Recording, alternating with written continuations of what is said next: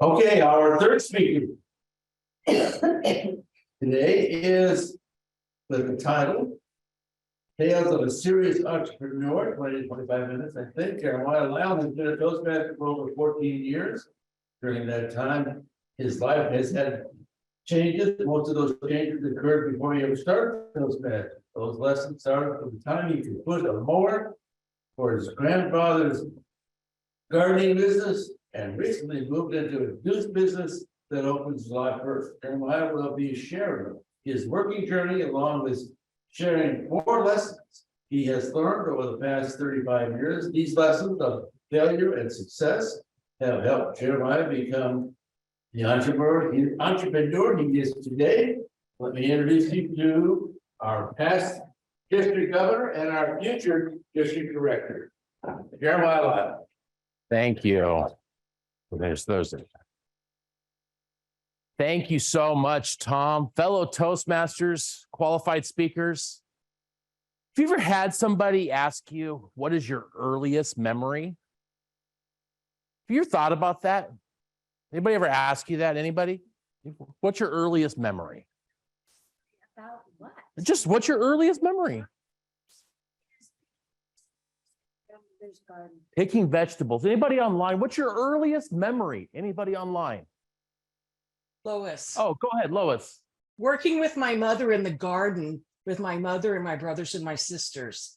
Working in the garden with your parents. Oh, it's Let wonderful. me tell you my earliest memory. My earliest memory was about 6 years old. I was mowing yards.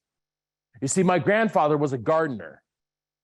And we would start every morning at 6 a.m. You had to be at work. During my summers, I mowed yards. During my summer nights, I was still mowing yards. If we got really lucky, we got to do a tree trimming job, and then I didn't have to mow the yards that day. But we just moved them off to the next day. But that's what I did. I did that for years, day in, day out. After school, we would get done while most of my friends would go home and have snacks and play games. I would go to the next job with the guys. My grandfather would drop me off and I would work till 6 o'clock mowing yards. Just about the time it got dark. Our summers, we're doing that. We're mowing yards, cleanups. That's what I remember from the time I know at 6 years old, I was doing it. And I did that all the way through till finally I got tired of mowing yards. And I got tired of mowing yards one day, and I remember this very vividly. I walked up to my grandfather and I said, you know what? I'm done. I am not mowing another yard ever again. I didn't know what I was going to do. I was just tired of mowing yards. But that day, little did I know I was going to become my very first entrepreneurial job. Let me tell you about that job. After I'd get out of school at junior high, I would walk home. It was about a 2-mile walk home. I would drop off my book bags. Instead of doing homework, I would then walk about another mile and a half, and I would water yards. Stand out there, and they would pay me $20. $20! These fools. They were paying me $20 a month to water their yards. And I would stand out there for an hour watering their front yards. And on my way there, I would stop by random people's houses and I would say, hey, I can water your yard if you got a little bit of money. Or I would then go over to the neighbor if they didn't take it, and I would say the same thing. And I would go door to door if I had to. But I was going to start watering yards. And I did that for the whole summer, did that after school, did that actually for a couple of years. Then I got really tired of watering yards. And I'll tell you the reason why I got really tired of watering yards is if you ever stood in a dirt watering yards, there's ants. And you get ants that crawl on your legs, right? And you can feel that. You feel that forever. Like you never forget that feeling of an ant crawling on you. After a couple of years, I was done watering yards. So I did what every good kid did. I went back to my grandfather's gardening business and I said, Pops, I'd really like my job back if you're okay. I'd like to go mow yards again. I'm done doing this business thing. And he took me back and I mow yards all the way through high school. The kids I went to school with, I mowed their yards. But see, my grandfather was always an entrepreneur. I've never known him to work. He would mow yards, trim hedges. He would trade baseball caps. He would do everything you could. And I think that's kind of where I got my bug from. But before I found my real big bug of entrepreneurship, I had some other jobs I had to do. So after I got done mowing yards, I became a screen printer. I would clean screens for like your t-shirts. I did that for a little bit, stocked car parts inside a warehouse, and I would do that after school. Got to college and I went to become a draftsman. In case you're wondering, that's the worst job I ever had in my life. Don't ever try to sign up to be a draftsman. Then, while I was a draftsman, I went to work as a bouncer. In case you're also wondering, that was the best job of my entire life still to this day. That was a blast. Great stories on that one. After that, I became a project manager, traveled around the US, became an estimator for a countertop company. Then I got into sales.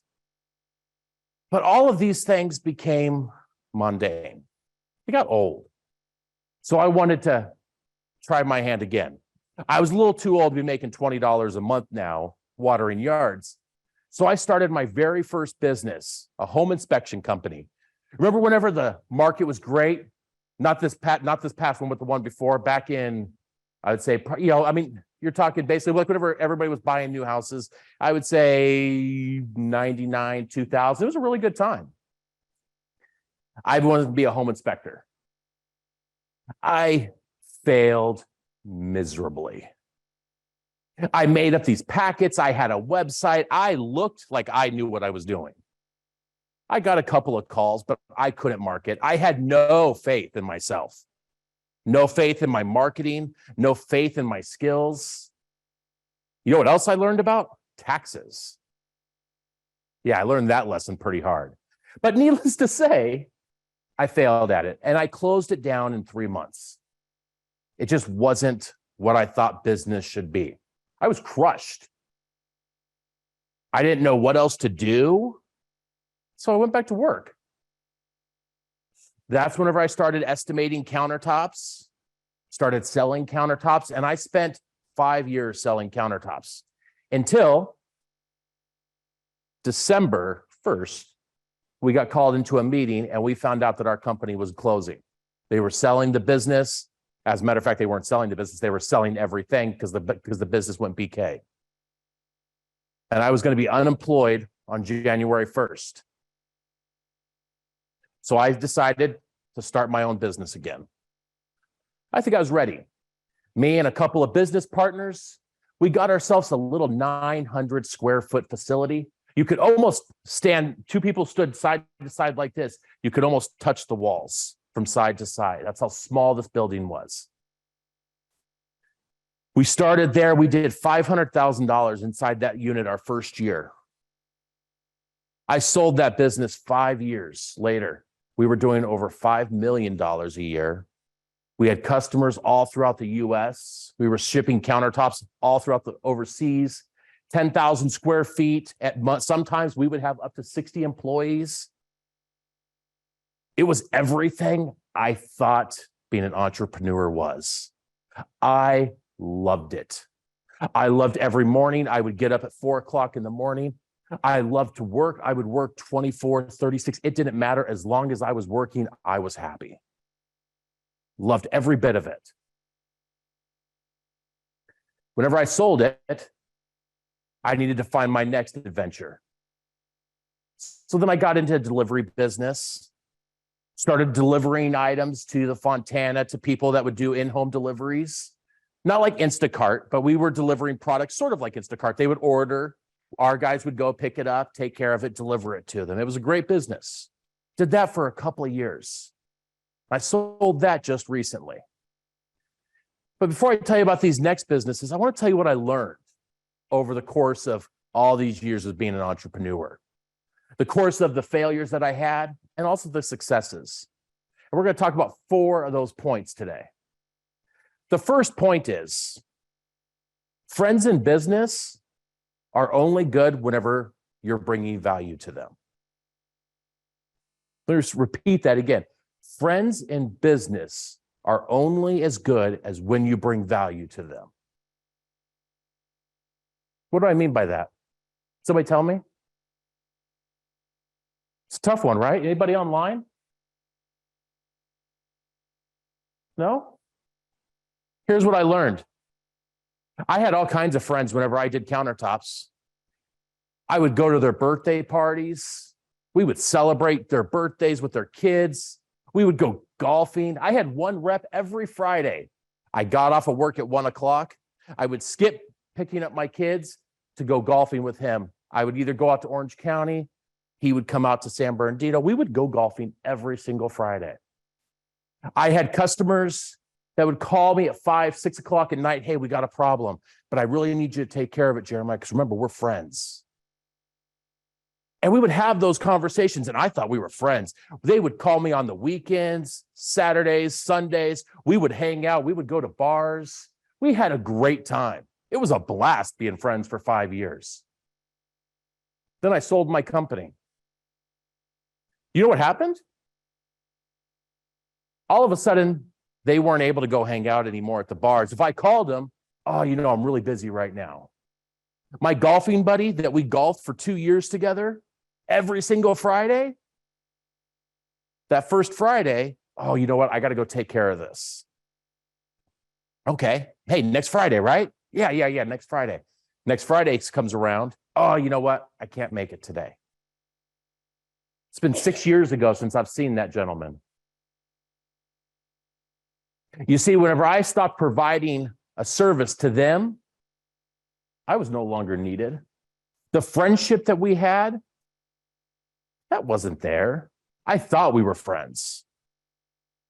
What I was I was a way for them to be able to get a cheaper product, for them to be able to maybe get a little bit more service out of somebody because, hey, we were cool. So that's what I learned. I learned that in business, there are no friends. But it was a great lesson to learn. It made me a considerably better person, leader, and business owner now, because I know that our relationship with my employees is only as good as the check I write them. Let me tell you about lesson number 2. Business owners, a lot of times, are only invested in other people's dreams. You see, as a business owner, you have your business and you're thinking, I'm going to make all kinds of money. I'm going to drive a Ferrari. I'm going to drive all kinds of cool cars. But here's the thing. Your value is being brought to somebody else's table. You're going to them and you're saying, you need me to help build your business. And they're using that. They will replace you as an employee any day for $5, $10. It doesn't matter. They get mad, they'll replace you. And a lot of times we think as business owners that we're living our own destiny. We're going to choose our own path. We're not choosing our own path. We're letting them at times choose our path as you're starting. And as a starting entrepreneur, I learned that. I had to make calls and I had to make adjustments. I would go to people's place at 8, 9 o'clock at night if that's what it took to be able to earn their business.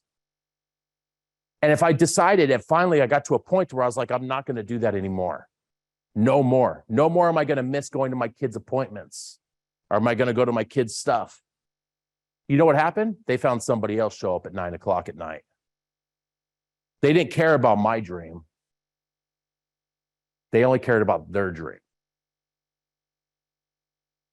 The next one, here's the crazy one. It's a rush. Being a business owner is the best drug you could ever have. I will tell you. I'm not saying I've tried a lot of drugs, so nobody start looking into my past. But I'm just saying it is an amazing experience. Doing it on your own, not having anybody else to rely on, knowing that if you have to eat, you better make that sale. That is a rush. That is an experience. That is a feeling That is life-changing. That's how I feel every single day. I'll tell you, every time I make a sale, I don't care if it's $5, $10, or $200,000, I get that rush. I get that adrenaline. And that's what brings me back every day. And the last point that I want to share with you is the stresses never go away. You see, a lot of times as entrepreneurs, we don't realize whenever you're starting, you think that a business owner, kind of like an employee, you go home, everything's all good. You forget all about, whenever you're an employee, you go home after work, you don't care about the bills, the water, the payroll. As an entrepreneur, that's in your head all day long. You have 60 employees, you got 60 house payments. You got 60 plus possibly kids to feed. You have a lot of weight, and that weighs on you, eats you up. And you start worrying, what happens if I don't do this? Or I can't let you go. I can't let Joe go today, because if I let Joe go, what about his kids? It's the holidays. What do we do? That starts weighing on you and eating on you. And that's a pressure that a lot of entrepreneurs don't know, and they don't realize until they get to that position. But I'll tell you, I wouldn't do it. I would do it all over again. I wouldn't change it for the world. Those lessons that I've learned, those 4 simple lessons, changed me.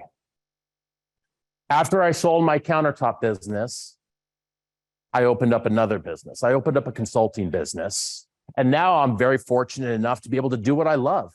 I consult general contractors, cabinets, and countertop shops all throughout the US.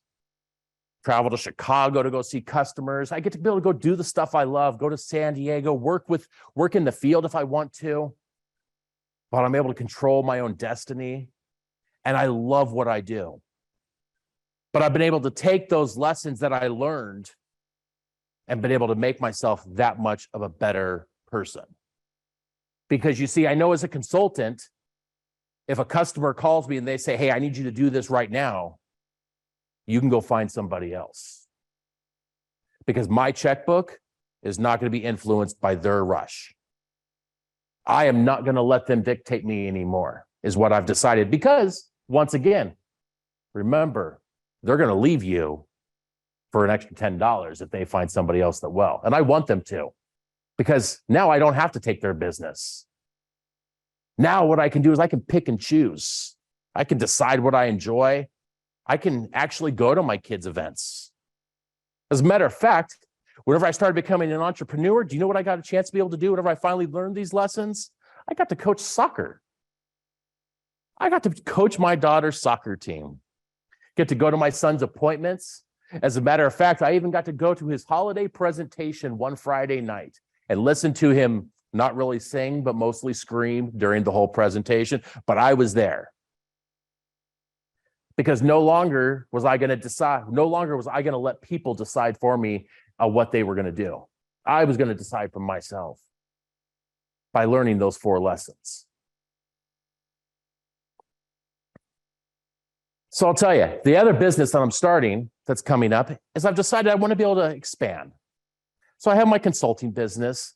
Now I'm getting into sound studios, podcasts, shared offices, office spaces, things like that. Something a little bit different, maybe kind of get out of construction, because I'll tell you, I don't know, it feels like 4,000 years old, but I actually turned 42 this year. I'm a little too old to be in the field all the time anymore, okay? But I'll tell you, but looking into things like that, but what I've realized is even that has been able to give me a better opportunity, because the failures I had as my first business have now led me to knowing the investment of marketing, growing your business, building things a certain way, and then making sure you follow the steps. And more importantly, make sure I charge taxes. That was the key thing. But I'll tell you, there's a lot of benefits to being a business owner, a lot of benefits. but it's also a lot of stress. How many of you have had the opportunity to be able to own a business? Anybody in here? Anybody? Suzanne? No, Joe? William? Anybody online? What about business owners online? Yeah, Sharon? We have a couple. Roger? Yeah, Roger Michelle opening up a new one here soon. All of these opportunities are opportunities for us to take our lives into our own hands. The sad part is, though, sometimes as business owner, we forget that that's the opportunity we have. We let other people take that opportunity from us because we're always chasing something. Each of you that are an entrepreneur, if you've had the opportunity to be able to, go out there, do it, try it. If you fail, oh well. Those lessons will change you. Before I leave, I want to leave you with the quote that I found that I thought spoke volumes to entrepreneurships. It actually came from American novelist Michael Ventura. And what he said was, there is no finish line. There's only mile markers. There's no finish line. There are only mile markers. What powerful words, because as a business owner, whether you're at mile 1 or you're at mile 1001, you've started in the right direction and you're moving. Mr. Toastmaster.